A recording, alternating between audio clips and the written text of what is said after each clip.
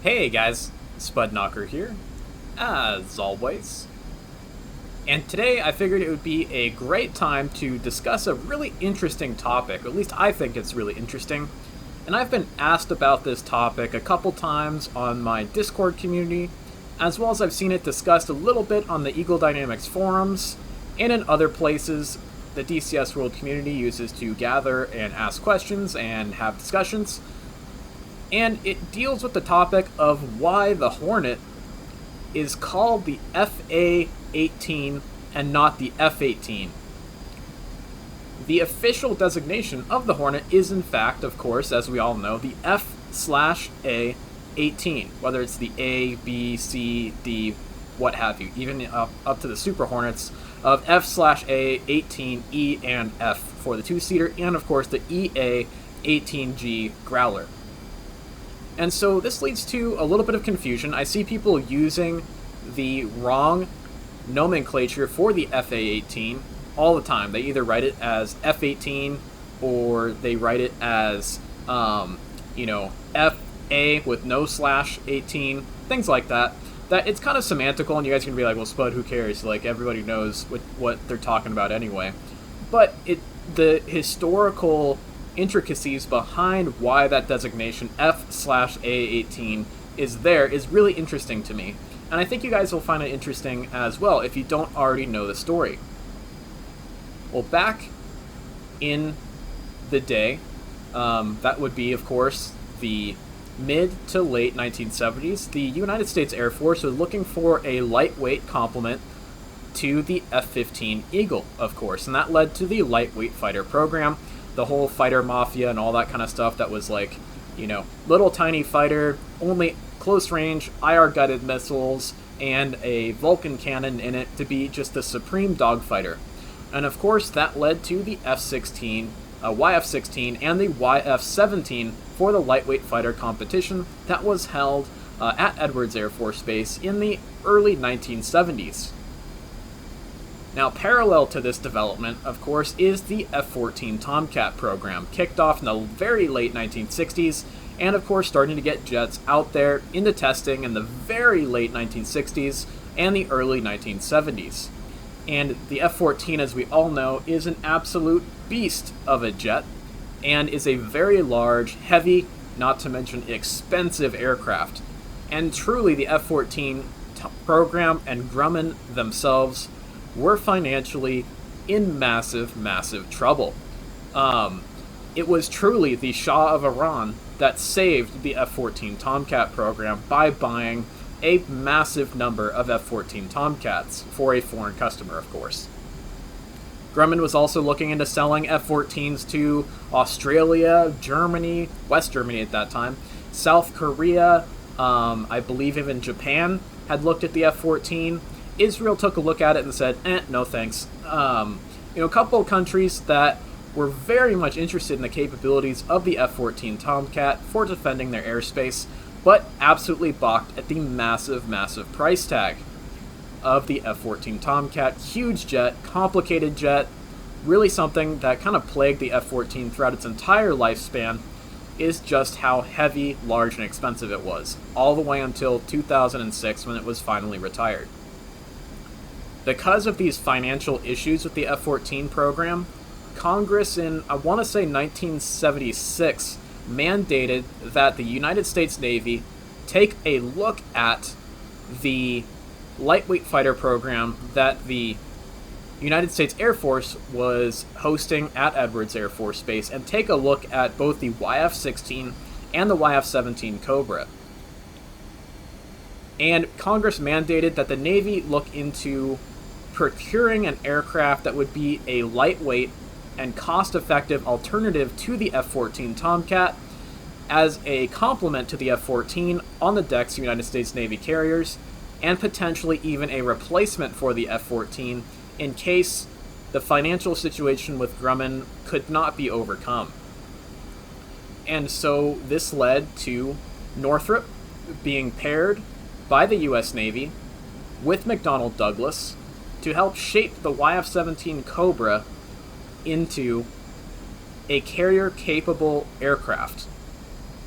And so we should back up for a second. The U.S. Navy went and looked at the lightweight fighter program. They took a look at the YF-16 and said, single engine, we're not really interested in the single engine right now. And the very short span of the main gear on the F-16, or YF-16 at this point, made it not going to be a very easily changed aircraft to work on a carrier deck in a economical point of view and a design standpoint point of view. It just wasn't going to be possible to allow the YF-16 to operate off of a carrier deck because of the main design of its main undercarriage. It just was too weak, too close together, and just wasn't going to work. However, the YF-17 Cobra put together by Northrop was very, very close to already being a very good aircraft for use on a carrier deck. It already had those big, long Lexes that the Hornet is, of course, known for, which allows it to have a very low landing speed as compared to the YF-16, which would also make it perfect for the use on the carrier deck. You know, nice, slow landing speed coming in for the trap. As well, the Hornet has and even the YF-17 Cobra back at that time, had a pretty wide span between the main wheels of the undercarriage. This is important because the wider that span is, the more stable the aircraft is going to be when it touches down laterally. You know, you're not going to have the jet rocking back and forth so much, and you can even test this out yourself. Hop in your F-16 in DCS, taxi a little bit fast, and then step on the rudder and see what happens. You'll just tip the jet right over. The F-18, if you go fast enough, yeah, you can tip it over, but it's a lot more difficult than it is with the F-16. And so, of course, the Navy said, Northrop, you got a winner here. The YF-17 Cobra, it looks great. Let's go ahead and let's develop the YF-17 into a naval-based lightweight fighter.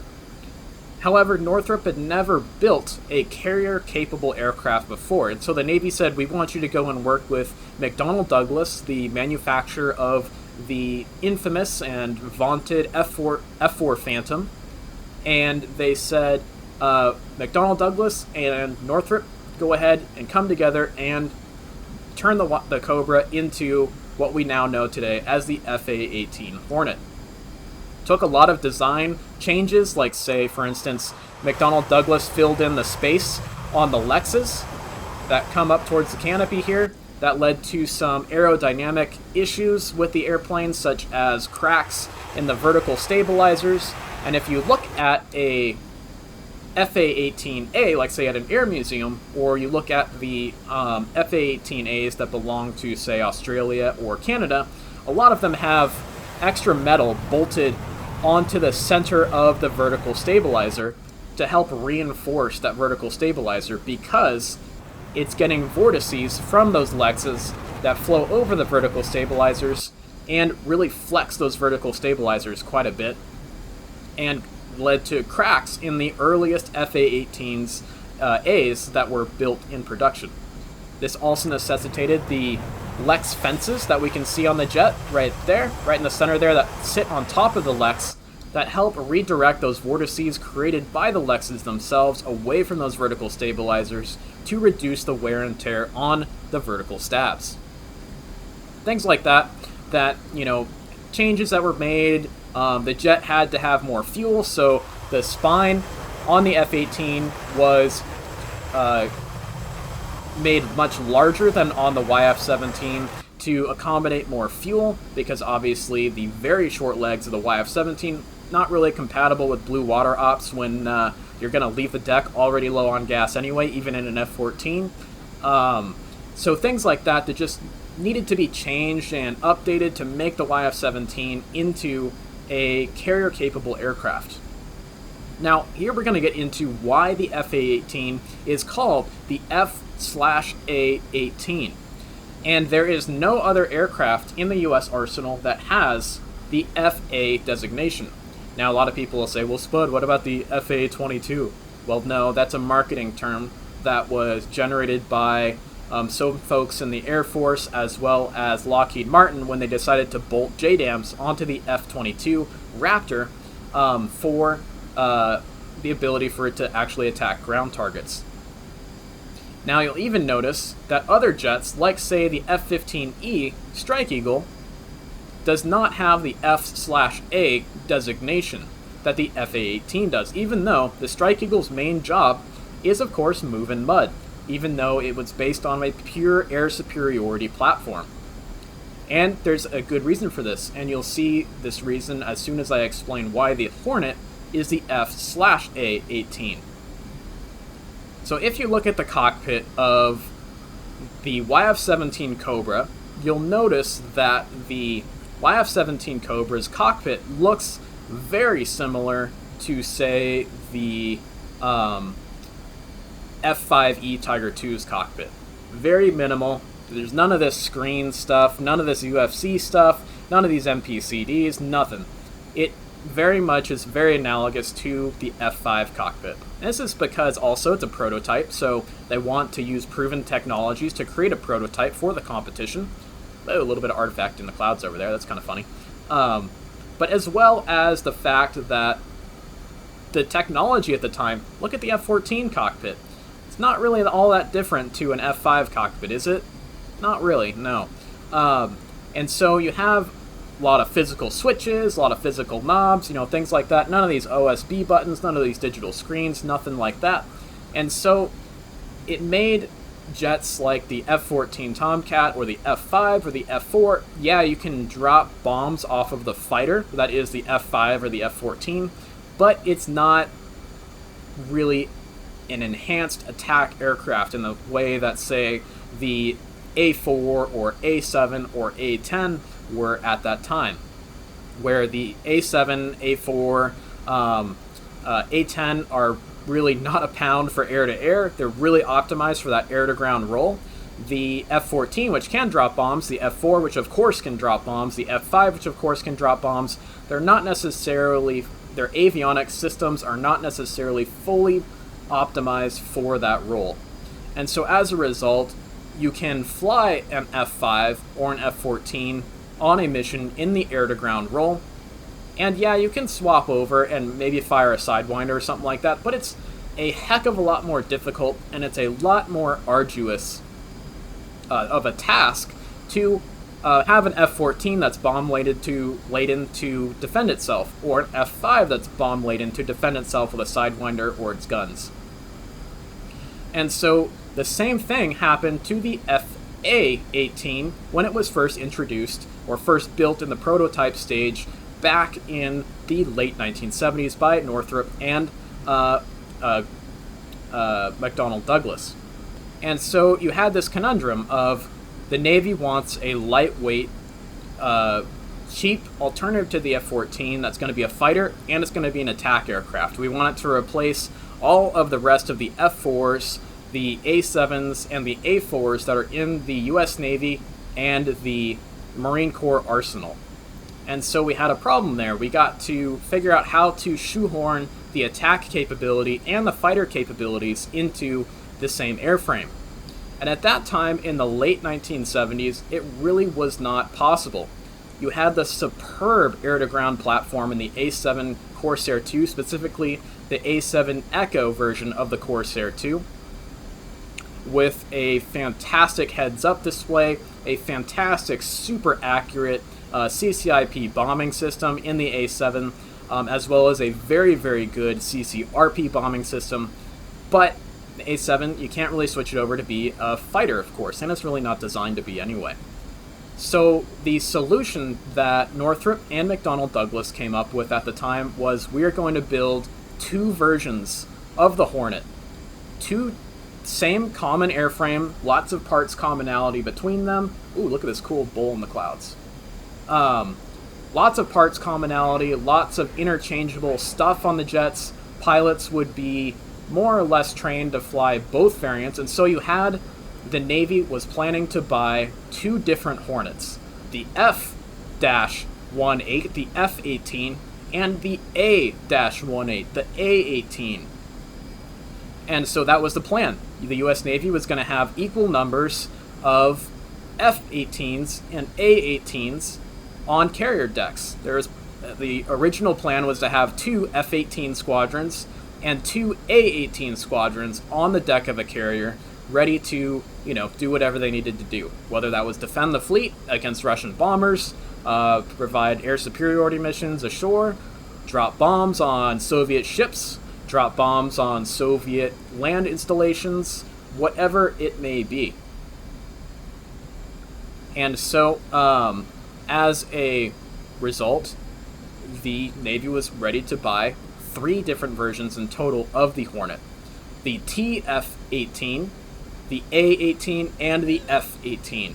The TA-18 was redesignated eventually as the F/A-18B, and that was the 2-seat version of the F-18 for training and for getting air crews ready to fly single-seat solo in the A-18 and the F-18. Now, as avionics progressed and computing technologies progressed and the ability to put computers into jets progressed, the idea of having 2 different types of Hornet on carrier decks became irrelevant anymore, because now Northrop and McDonnell Douglas could smush the 2 avionics systems that were required for the F-18 and the A-18 into a single airframe. And thus they combined the 2 different jets, the F-18 and the A-18, into a common airframe, now called the F/A-18 for Fighter/Attack 18. And that's why you get the official designation of FA-18 rather than simply just F-18. And so, of course, it fits with the 1962 Common Services Aircraft Designation System, and it shows that a Hornet is both the combined avionics and capabilities of that original F-18 and that original A-18. And so it's a really interesting story, in my opinion, that it's 2 airframes combined to make the FA-18, and that's also why we don't see this designation used on other aircraft officially, that is. And it's why we don't, say, call the Strike Eagle the FA-15E, or the F-22 the FA-22, because those jets were built originally as the F-15 and the F-22. They had additional systems added to them, but the base aircraft is still the F-15, the F-22, unlike the Hornet, where the base aircraft was literally the A-18 and the F-18. And so I've always found that to be really interesting. And a lot of people, of course, use the F-18 shorthand rather than writing it out as F/A-18. And that's valid. I mean, there's nothing wrong with that. But that's why it can lead to some confusion as to what is the actual official way you're supposed to write the designation of the Hornet, whether that's a Super Hornet or the Legacy Hornet that we were flying in the cockpit today. So I hope you guys found this video to be interesting. It's a story and something that I've always found to be very interesting. The F-18, because of this idea of fitting all these new fancy-dancy avionics into the original FA-18A, truly was the F-35 of its time. And there's a really fantastic book out there that I am completely blanking on the name of, that really spells out and goes through all of the development process of the F-18, even I use the shorthand, of the FA-18, throughout all of its ups and downs. Huge cost overruns, huge issues with squishing the 2 jets together, the F-18 and the A-18, into a single common airframe, lots of issues, and that's why you see the very original YF-17 Cobra being built all the way in, I want to say 1972, 73-ish, and then the FA-18A not coming to the fleet until 1985. It was a long, long road to get the FA-18 into the air and into the fleet. And that is simply because the FA-18 at the time was filled with some of the most advanced avionics that truly could be found anywhere in the world to create the ability to do this. Air to ground mode, I'm ready to go to drop bombs. Air to air mode, I'm ready to go to defend myself against enemy aircraft. And so that is one of the reasons why the F-18 excelled in Desert Storm, and why the Hornet was the first jet in the world during Desert Storm to be able to fly a strike mission, shoot down 2 MiG-21s on that strike mission, not jettison their bombs, and continue on to drop their bombs on that target. It truly is an achievement when it comes to the technology of avionics and aircraft, and as a result, the most important buttons in the cockpit of the F-18 are these two buttons right here, the air-to-ground master mode and the air-to-air master mode. Truly, this is what makes the F-18 so special, is these buttons right here. The ability to, at the press of a button, be able to defend yourself in air-to-air mode, and then go back to your main mission of dropping bombs on a target deep in a rock or wherever you need to be. We see these same buttons right here in other aircraft and later models. Those same buttons, of course, are on the ICP of the F-16C here in DCS. They will, of course, also show up in DCS in another jet, that is the F-15E Strike Eagle coming from Razbam. But the Hornet was truly the original aircraft to have these buttons, and it was truly revolutionary in 1985 when the F-18 was first introduced to the fleet. And that is also goes back to the idea of the combined designation of F/A-18. The jet is truly two different jets smushed together into the same airframe, and that is why we get that really interesting designation of F/A-18. Whereas, you know, the F-15E, even though it's got these crazy cool buttons of air-to-air, air-to-ground, it's still a Eagle that was upgraded. It's not an A-15 and an F-15 combined. It's just a single airframe that was then upgraded to be able to drop bombs really, really well. Same thing with the F-16. We don't call it the F/A-16. We call it the F-16 because the C version, even though it has the air-to-ground master modes in it, that's an upgrade of the original F-16 airframe. It's not two different airframes smushed together. However, we do see an experimental version of the F-16 called the A-16 that the Air Force tried to replace the A-10 with. They used them a little bit in Desert Storm, and the gigantic gun pod on the centerline station of those jets just kind of vibrated the jets apart, and they were an absolute massive, horrible failure in terms of their ability to engage targets in combat with that gun. All these kinds of bad things happened, and that's why you don't hear much about the A-16. But if you guys want me to make a video about the A-16, definitely let me know in the comments below. And I hope you guys enjoyed this video, and I enjoyed kind of talking about this very cool little topic. So thanks a lot, guys, and we'll talk to you in the next one.